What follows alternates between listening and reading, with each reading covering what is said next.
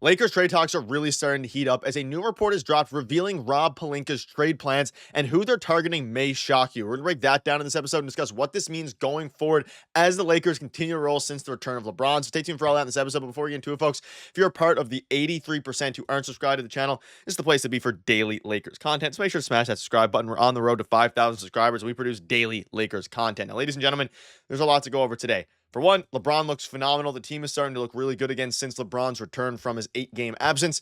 But now, ladies and gentlemen, there are new reports dropping revealing the Lakers trade plans. There's a lot of things to go over in this video. So let's just start with this here. Here are some players that the Lakers can potentially be landing spots for the Lakers. Walker Kessler, Robert Williams, Cam Johnson, Clint Capella, Brandon Ingram. Obviously not all these guys, but maybe LA can snag 1 to 2 of them. So I want to start with this, and this is from Eric Pincus, a very fairly notable guy.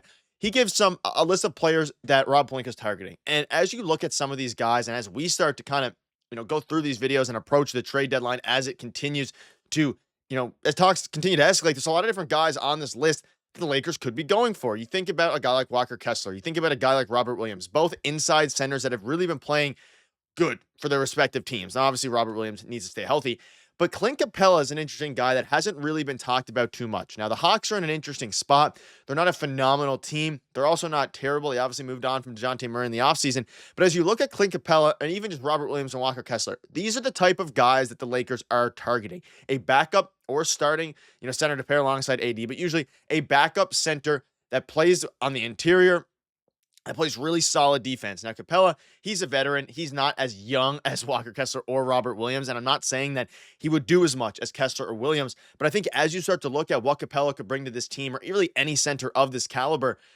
Rob Pelinka's plan really starts to be highlighted now, which is they want a point of attack defender, which is a guy like Lonzo Ball, who we'll dive into later in the video, and B, a backup center that can really elevate the floor of the backup unit. Now, whether that's in the sense of, Max Christie playing the backup unit, D'Lo playing point guard in the backup unit, there's a lot of different things here. And you can see this. This is another report from Johan Buha. Similar to last season, the Lakers believe they have 3 positional needs: a tough, physical, defensive-minded center, bingo, a big 3-and-D wing who complements Davis and James, and a quick athletic guard with point-of-attack defensive capabilities.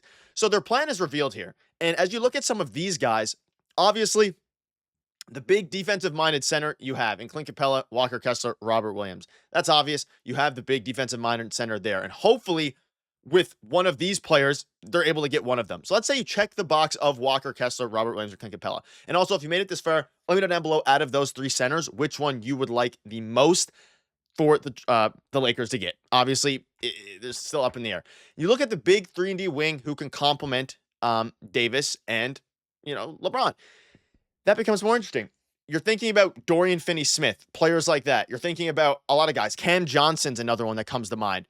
So you have that here as well, of course. I think if they get a Cam Johnson, let's say you get a trade deadline of Cam Johnson and Walker Kessler, or Cam Johnson and Robert Williams, someone of that nature, you're really starting to look pretty good here. You're starting to look pretty good. And then they also want a big, quick, athletic guard with a point of defensive capabilities. I mean, Lonzo Ball would fit that. We'll dive into this trade again in a little bit here.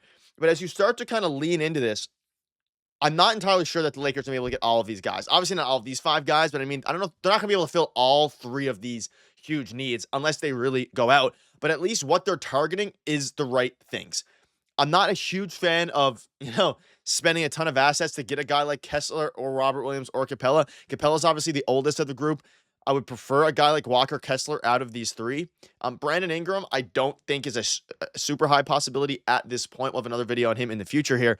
And then, of course, you're looking at a guy like Cam Johnson. Perfect fit. The Warriors tried to get him alongside Dennis Schroeder. They didn't want to part with Jonathan Kuminga. Now, when you're looking at the Lakers and who they may have to part with, a lot of different guys. Now, whether you're talking about a first-round pick in 2029, whether you're talking about one of their good young guys, I don't think it would take Dalton Connect or anything, but maybe it would. Maybe it would, and he's obviously injury-prone. Contract situation is super intriguing. However, as you start to look at some of the other things, you have other articles dropping. Lakers most likely trade partner for $30 million big man to pair with Anthony Davis. And then there's other reports about Jonas Valanciunas. There's a bunch of articles dropping that, the Lakers are favorites for Jonas Valanciunas, which I do understand. If it's a second-round pick in D'Lo or something of that nature, or Gabe Vincent in a second-round pick, a couple seconds in Gabe Vincent, sure, you can start to have that conversation. But as you look forward now into what it would cost to get a guy like Jonas, it doesn't necessarily solve the big problem here, which they want a tough, physical, defensive-minded center. Jonas Valanciunas does not fit that at all.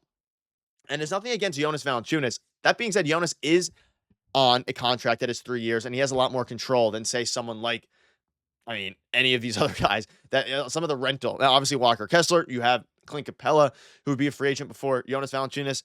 So it's a super intriguing spot now the Lakers are in. They have so many options, whether that's Jonas Valanciunas, if they're looking for a more offensive-minded center, which it doesn't seem like they necessarily are, but, you never know. Or a guy like I keep mentioning, Clint Capella, Robert Williams, or Walker Kessler. I would prefer Walker Kessler among these group of big men for a couple reasons. Highest upside, youngest player, and least injury prone. And Robert Williams, super injury prone, probably has the highest defensive ceiling, and he's a much better defender than Walker Kessler. And when you're looking at, they say they want a tough, physical, defensive-minded center, Robert Williams is exactly that. He is the pinnacle of that. Now, Clint Capella is also pretty good at defense, aging a little bit now, used to be better in his time with Atlanta.